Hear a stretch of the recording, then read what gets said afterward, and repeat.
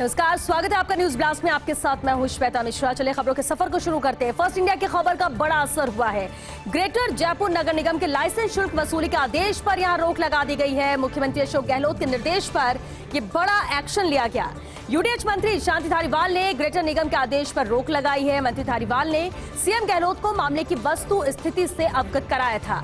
इसके बाद मुख्यमंत्री के निर्देश पर निगम के आदेश पर रोक लगाई गई। कोरोना के कारण उपजे विषम आर्थिक हालातों के कारण ये रोक लगाई गई है। शहर के कांग्रेसी विधायकों ने मंत्री धारीवाल से इस शुल्क पर रोक लगाने की मांग रखी थी और कल ही शहर के व्यापारियों का एक प्रतिनिधिमंडल भी धारीवाल से मिला था। फर्स्ट इंडिया ने भी प्रमुखता से इन मुद्दों को उठाया था, जिसके बाद अब बड़ा एक्शन लिया गया है, बड़ा फैसला लिया गया है। इस मामले में फर्स्ट इंडिया की खबर का ही बड़ा असर है। ग्रेटर जयपुर नगर निगम के लाइसेंस शुल्क वसूली के आदेश पर रोक लगा दी है। मुख्यमंत्री अशोक गहलोत के निर्देश पर यह बड़ा एक्शन लिया गया। यूडीएच मंत्री शांति धारीवाल ने ग्रेटर निगम के आदेश पर रोक लगाई। मंत्री धारीवाल ने सीएम गहलोत को मामले की वस्तु स्थिति से अवगत कराया था और इसके बाद मुख्यमंत्री के निर्देश पर निगम के आदेश पर रोक लगाई गई। कोरोना के कारण उपजे विषम आर्थिक हालातों के कारण ही ये रोक लगाई गई। शहर के कांग्रेसी विधायकों ने मंत्री धारीवाल से शुल्क पर रोक लगाने की मांग रखी थी और कल ही शहर के व्यापारियों का एक प्रतिनिधिमंडल भी धारीवाल से मिला था। फर्स्ट इंडिया ने भी प्रमुखता से इन मुद्दों को उठाया था।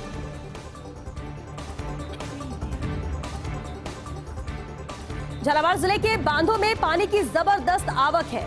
काली सिंह बांध के 2 गेट 5 मीटर की ऊंचाई तक खोले गए हैं। दोनों गेटों से 20,730 क्यूसेक पानी की निकासी हुई है।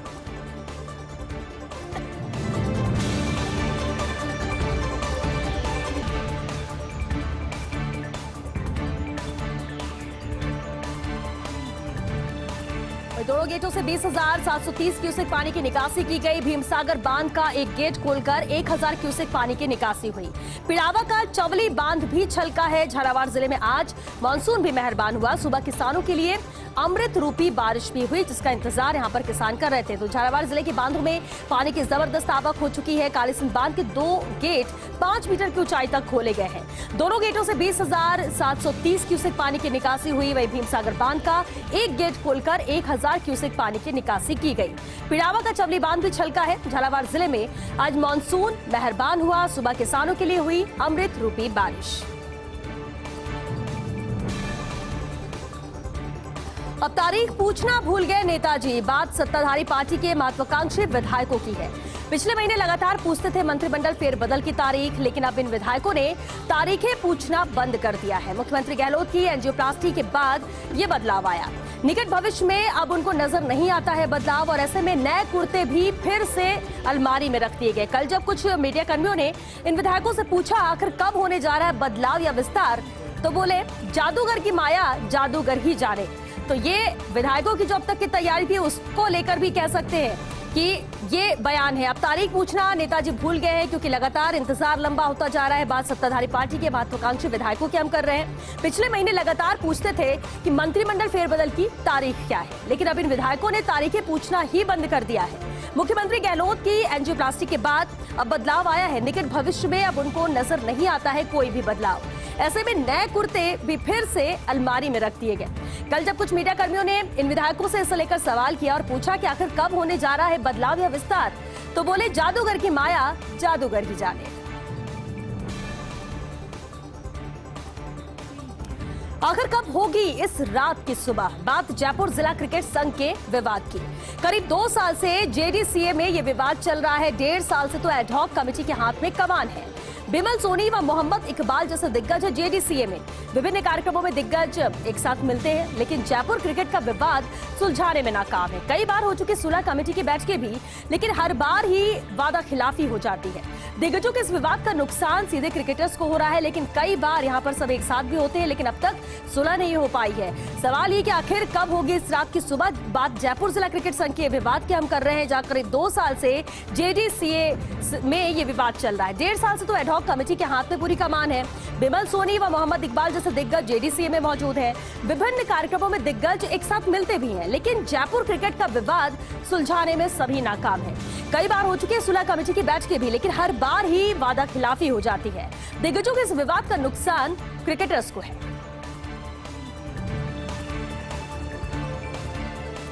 पानी के महकमे का पावर गेम। जयपुर के अफसरों में लंबी खींचतान चल रही है। ठेके देने को लेकर एक दूसरे की कार सेवा कर रहे हैं। बार बार मंत्री जी तक पहुंचता है इनका मामला और बीच बीच में ऊर्जा भवन बुलाए जाते हैं पानी के अफसर, लेकिन फिर भी एक टीम खड़ी नहीं हो पा रही है जलदाय विभाग में। सबसे ज्यादा खींचतान गांधीनगर वाले दफ्तर में है। एक एसी व एसी में 36 का आंकड़ा चल रहा है। एसी के साथ है जयपुर जिले के 5 से 6 विधायक, वहीं एसी के साथ है स्वजातीय मंत्री का सपोर्ट। तो ये कहीं ना कहीं जयपुर के अफसरों में अब ये लंबी खींचतान है जो चल रही है, बढ़ती जा रही पानी में के महकमे का ये पूरा पावर गेम है।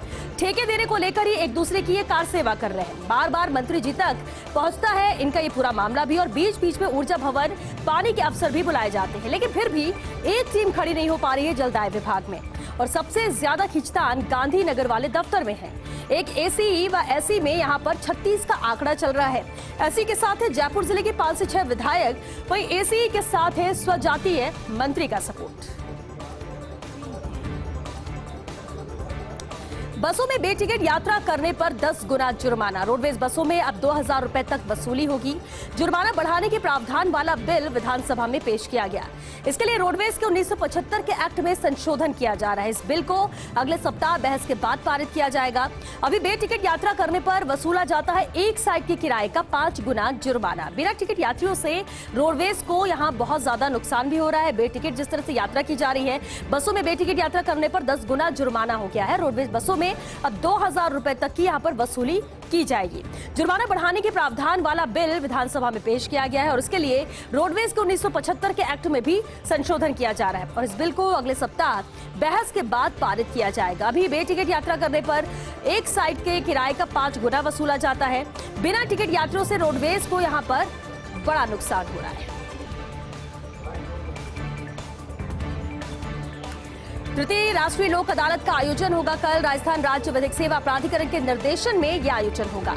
हाईकोर्ट जयपुर पीठ में जस्टिस सबीना कल सुबह 10 बजे शुभारंभ करेंगी।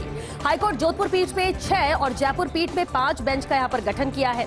प्रदेश की सभी अधीनस्थ अदालतों में ऑफलाइन ऑनलाइन यहाँ लोक अदालत होगी।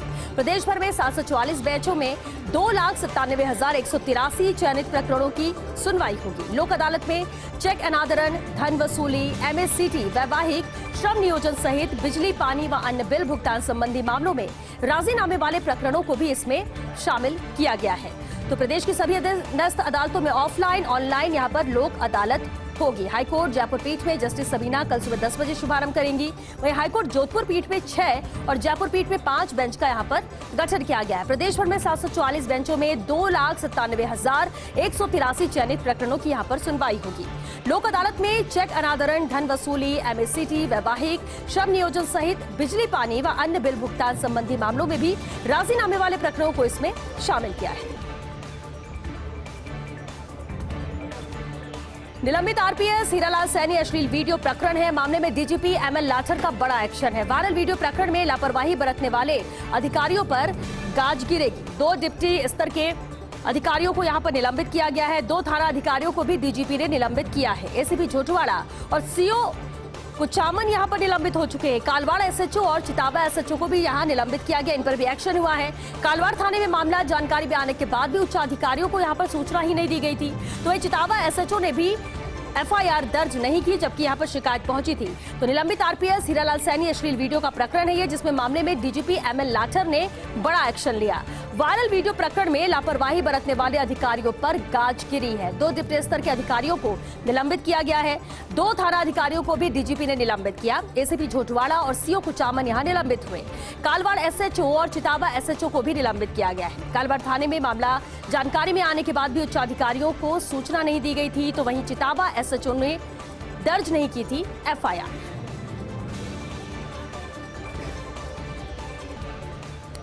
डिप्टी एसपी हीरालाल सैनी निलंबन प्रकरण है। गहलोत सरकार ने कल रात बड़ा फैसला लिया था। एसओजी द्वारा सैनी को गिरफ्तार किए जाने का यह बेहद अहम फैसला था। सारी स्थानीय राजनीतिक सिफारिशों को नकारते हुए ये फैसला लिया गया। सरकार के इस फैसले का एक ही मैसेज है, कानून से बड़ा नहीं है कोई भी व्यक्ति, और ऐसी घटनाओं को सरकार बर्दाश्त नहीं करेगी। पूरी ब्यूरोक्रेसी में सरकार के इस फैसले की यहाँ पर तारीफ की जा रही है, जिस तरह से सख्त फैसला सरकार की तरफ से लिया गया। डिप्टी एसपी हीरालाल सैनी निलंबन प्रकरण में गहलोत सरकार ने कल रात ये बड़ा फैसला लिया है। एसओजी द्वारा सैनी को गिरफ्तार किए जाने का ये फैसला है। सारी स्थानीय राजनीतिक सिफारिशों को नकारते हुए ये फैसला लिया गया। सरकार के इस फैसले का एक ही मैसेज है, कानून से बड़ा कोई भी व्यक्ति नहीं है और ऐसी घटनाओं को सरकार बर्दाश्त नहीं करेगी। अब पूरी ब्यूरोक्रेसी में सरकार के इस फैसले की तारीफ हो रही है।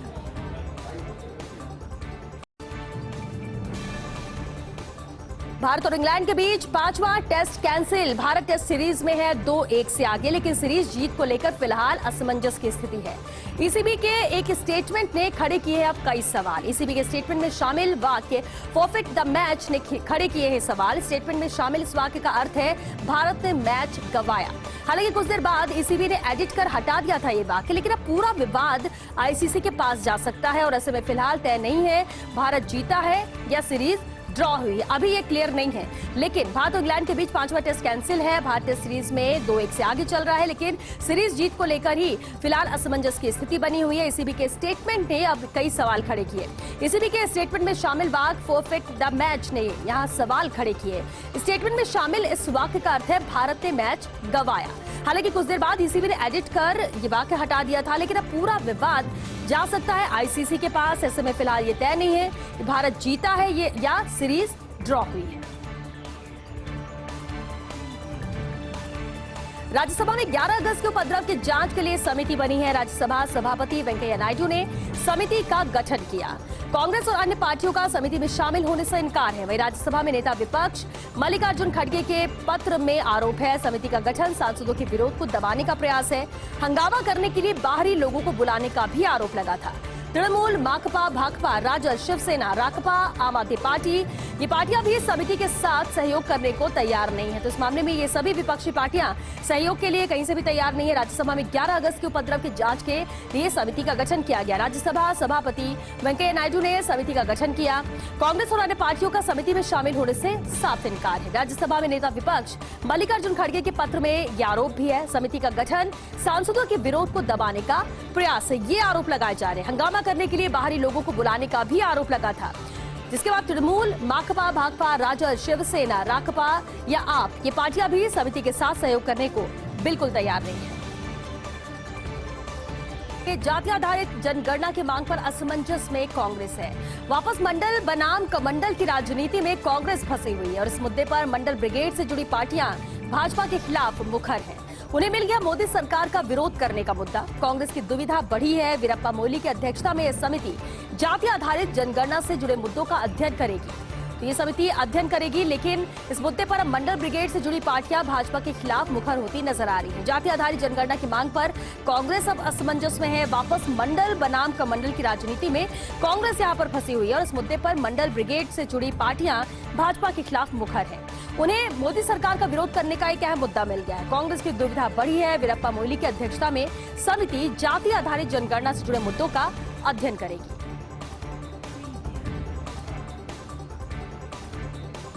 चिराग पासवान का भाजपा पर दबाव। इन दिनों चिराग की तेजस्वी यादव से मुलाकात की चर्चा है। विधानसभा चुनाव के बाद से ही दोनों नेता एक दूसरे की तारीफ करते रहे हैं, लेकिन राजनीतिक हालात को देखते हुए दोनों का एक साथ आना आसान नहीं है। हालांकि पहले 2009 में रामविलास पासवान भी राजद के साथ गठबंधन कर चुके हैं और उससे लोजपा और राजद दोनों को ही बड़ा नुकसान झेलना पड़ा था। खुद रामविलास पासवान तक चुनाव हार गए थे। यादव और पासवान के बीच सामाजिक स्तर पर टकराव रहा हार का कारण। ऐसे में फिलहाल चिराग भाजपा से अपनी उम्मीदें खत्म नहीं करना चाहते हैं। भाजपा का साथ लेकर दिल्ली में 12 जनपद का बंगला बचाना चाहते हैं चिराग पासवान और ये वो कोशिश भी इसे लेकर कर रहे हैं। तो चिराग पासवान का भाजपा पर दबाव है। इन दिनों चिराग की तेजस्वी यादव से मुलाकात की बेहद चर्चा है। विधानसभा चुनाव के बाद से ही दोनों नेता एक दूसरे की तारीफ करते रहे, लेकिन राजनीतिक हालात को देखते हुए दोनों का एक साथ आना भी आसान नहीं है। हालांकि पहले 2009 में रामविलास पासवान भी राजद के साथ गठबंधन कर चुके हैं। उससे लोजपा और राजद दोनों को ही नुकसान झेलना पड़ा था और बड़ा नुकसान हुआ था। खुद रामविलास पासवान तक चुनाव हार गए थे। यादव और पासवान के बीच सामाजिक स्तर पर टकराव हार का कारण रहा और ऐसे में फिलहाल चिराग भाजपा से अपनी उम्मीदें खत्म नहीं करना चाहते हैं। भाजपा का साथ लेकर ही दिल्ली में 12 जनपद का बंगला बचाना चाहते हैं चिराग पासवान। जितना छोटा पुरस्कार उतने कम आवेदन। पद्म पुरस्कारों के लिए आवेदनों में नजर आ रहा है ये ट्रेंड। इस बार पद्मश्री के लिए बताए जाते हैं सबसे कम आवेदन, तो पद्म भूषण के लिए भी चुनिंदा आवेदन आए हैं, जबकि पद्म विभूषण के लिए आवेदन बताए जा रहे हैं 0। हर श्रेणी के लिए 3-3 नाम भारत सरकार को भेजने की परंपरा है और ऐसे में अब इक्का दुक्का आवेदनों पर नाम कैसे भेजें, इसे लेकर पशुपेश की स्थिति है। अब तक करीब 30 आवेदनों पर ही विचार हुआ है, तो जितने कम यहाँ पर आवेदन अब नजर आ रहे हैं, जितना छोटा पुरस्कार ऐसा माना जा रहा है, क्योंकि पद्म पुरस्कारों के लिए जो आवेदन आ रहे हैं उसका ट्रेंड यही नजर आ रहा है। इस बार पद्मश्री के लिए सबसे कम आवेदन बताए जाते हैं, तो पद्म भूषण के लिए भी चुनिंदा आवेदन ही आए हैं, जबकि पद्म विभूषण के लिए तो आवेदन शून्य ही बताए जा रहे हैं। हर श्रेणी के लिए 3-3 नाम भारत सरकार को भेजने की परंपरा है। ऐसे में अब इक्का दुक्का आवेदनों पर नाम कैसे भेजे, इसे लेकर पशुपेश की स्थिति बनी हुई है। अब तक करीब 30 आवेदनों पर ही विचार हुआ है। रिजर्व बैंक के गवर्नर को आर्थिक स्थिति सुधरने की उम्मीद है। Reserve bank governor Shaktikanta Das ने गुरुवार को उम्मीद जताई। पहली तिमाही की तुलना में इस तिमाही के दौरान स्थिति को उन्होंने बेहतर बताया और इस दौरान मुद्रास्फीति की दर 4% रहने का भी अनुमान बताया है। 2021-22 के दौरान इकोनॉमिक ग्रोथ 9.5% रहने का भी उन्होंने अनुमान जताया है। तो रिजर्व बैंक के गवर्नर शक्तिकांत दास ने गुरुवार को उम्मीद जताई है। रिजर्व बैंक के गवर्नर को आर्थिक स्थिति सुधरने की यहाँ पर उम्मीद नजर आती है। पहली तिमाही की तुलना में इस तिमाही के दौरान स्थिति पहले से बेहतर है और इस दौरान मुद्रास्फीति की दर 4% रहने का भी अनुमान है। 2021-22 के दौरान इकोनॉमिक ग्रोथ 9.5% रहने का अनुमान है। अफगानिस्तान के मद्देनजर जम्मू कश्मीर में सुरक्षा पर फोकस है। अमेरिकी सेना अफगानिस्तान में छोड़ गई है बहुत से हथियार। जैश-ए-मोहम्मद, लश्कर-ए-तैयबा जैसे आतंकी संगठन सक्रिय हैं। जम्मू कश्मीर में आतंकी संगठनों के घुसपैठ की आशंका भी प्रबल है। अफगानिस्तान में तालिबान की सरकार होने से खतरा बढ़ा है। राज्य में सुरक्षा के मुद्दे पर गृह मंत्री अमित शाह ने बैठक बुलाई। एनएसए अजीत डोभाल, उपराज्यपाल मनोज सिन्हा, सेना, केंद्रीय सशस्त्र बल, राज्य पुलिस के अधिकारी भी इस दौरान मौजूद थे। तो अफगानिस्तान में तालिबान की सरकार होने से अब कहीं ना कहीं खतरा बढ़ा है, ये माना जा रहा है। जैश-ए-मोहम्मद, लश्कर-ए-तैयबा जैसे आतंकी संगठन अब सक्रिय हो चुके हैं। अफगानिस्तान के मद्देनजर जम्मू कश्मीर में भी इसीलिए सुरक्षा पर फोकस किया जा रहा है, जहां अमेरिकी सेना अफगानिस्तान में छोड़ गई है बहुत सारे हथियार। जम्मू कश्मीर में आतंकी संगठनों के घुसपैठ की आशंका भी यहाँ पर प्रबल हो चुकी है। अफगानिस्तान में तालिबान की सरकार होने से भी खतरा कहीं न कहीं बढ़ा है। राज्य में सुरक्षा के मुद्दे पर गृह मंत्री अमित शाह ने भी बैठक बुलाई। तो ये एनएसए अजीत डोभाल, उपराज्यपाल मनोज सिन्हा, सेना, केंद्रीय सशस्त्र बल, राज्य पुलिस के अधिकारी भी इस बैठक में मौजूद थे। राज्यपाल कलराज मिश्र ने लौटाया वकीलों से जुड़ा bill. Advocate welfare fund bill में बदलाव से जुड़ा हुआ ये बिल लौटाया है। राज्यपाल ने बिल में वकीलों द्वारा किए गए विरोध का हवाला दिया। अब सरकार पुनर्विचार करके बिल में प्रावधान करेगी। पिछले साल विधानसभा में पारित हुआ था बिल में बढ़ाया गया था एडवोकेट वेलफेयर फंड में वकीलों से लिए जाने वाले पैसे को। लाइफ टाइम मेंबरशिप को 17,500 से बढ़ाकर 1 लाख रुपए किया गया था। वकालतनामे पर लगने वाली टिकट के पैसे में भी बढ़ोतरी की गई थी। जिला कोर्ट में 100 रुपए और हाई कोर्ट के लिए 200 रुपए का भी यहाँ पर प्रावधान किया था। लाइफ टाइम मेंबरशिप और वकालतनामे के टिकट का पैसा बढ़ाने पर भी वकील यहाँ पर विरोध कर रहे थे। वकीलों ने राज्यपाल को ज्ञापन देकर इन दोनों प्रावधानों को वापस लेने की मांग की थी। तो लगातार इसे लेकर विरोध भी किया जा रहा था। ज्ञापन राज्यपाल को भी इस मामले में सौंपा गया। राज्यपाल कलराज मिश्र ने वकीलों से जुड़ा ये बिल लौटाया है। एडवोकेट वेलफेयर फंड बिल में बदलाव से जुड़ा हुआ ये बिल था जिसे लौटाया गया। राज्यपाल ने बिल में वकीलों द्वारा किए गए विरोध का हवाला दिया और इसे लौटाया है। अब सरकार पुनर्विचार करके बिल में प्रावधान करेगी। पिछले साल विधानसभा में पारित हुआ था बिल में बढ़ाया गया था एडवोकेट वेलफेयर फंड में वकीलों से लिए जाने वाले पैसे को। लाइफ टाइम मेंबरशिप को 17,500 से बढ़ाकर के 1 लाख रुपए किया गया था। वकालतनामे पर लगने वाली टिकट के पैसे में भी यहाँ बढ़ोतरी की गई थी।